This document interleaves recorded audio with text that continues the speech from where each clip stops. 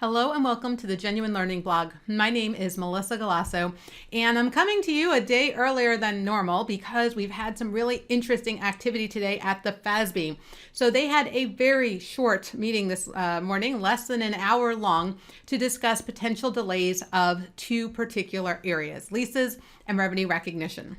Now, originally, the exposure draft had proposed only delaying revenue recognition for private company franchisors. There was a particular issue related to upfront fees that the FASB was going to create a project on and address and delay that for 1 year just for those private company franchisors. However, in response to the comment letters, many of them pointed out that upfront fees are not unique to franchisors, and also the timing of COVID-19. For many 12/31/19 year ends, private companies don't typically do a lot of interim reporting. And so as a result, they had basically waited till 12/31 to implement revenue recognition. And we're waiting for assistance from their auditors to come out and help.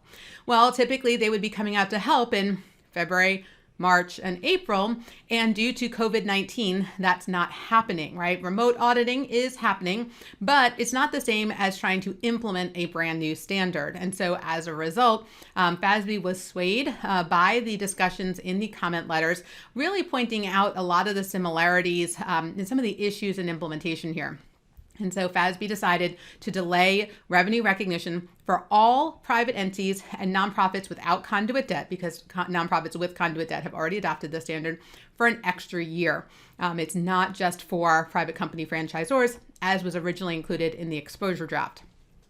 They discussed potentially delaying ASU 2018-08, which is grants and contracts for not-for-profit entities. But because that really is providing guidance on are you in 606 or not, or do you follow 958, and there's a lot of really other helpful guidance in there, they opted not to delay ASU 2018-08 for not-for-profit entities. So that will still be effective for those 12/31 and 6/30 year ends.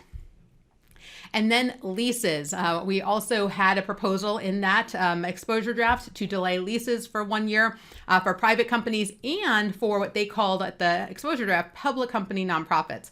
And public company nonprofits obviously are not public companies, they're just conduit bond obligors.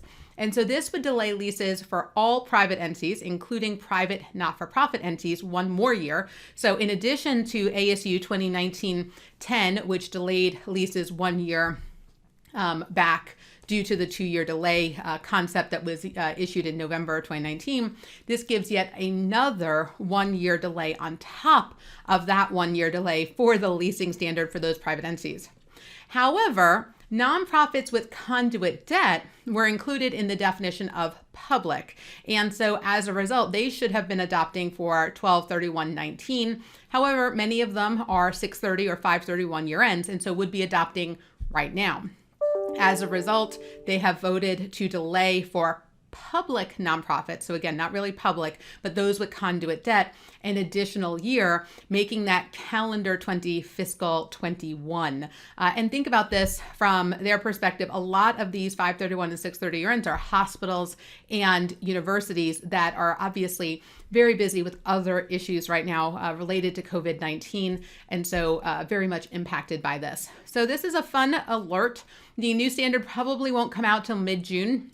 So you kind of have to wait it out. But if you're in the middle of trying to do this and you decide you're not going to push forward, you're just going to wait for the delay, that is an option. If you've already issued financial statements that have adopted the standard, there's not much we can do for you at that point either. So just wanted to let you know what they voted on this morning. It was a very short meeting. You can watch it on the FASB's YouTube channel. So if you go to youtube.com and search for FASB, they do keep all of their meetings logged there. It's about 40 minutes long. So it's a pretty interesting meeting. All right, so that's a wrap for this week. Thank you again so much for joining me, and I hope to see you on a future blog. Have a great day, guys. Bye-bye.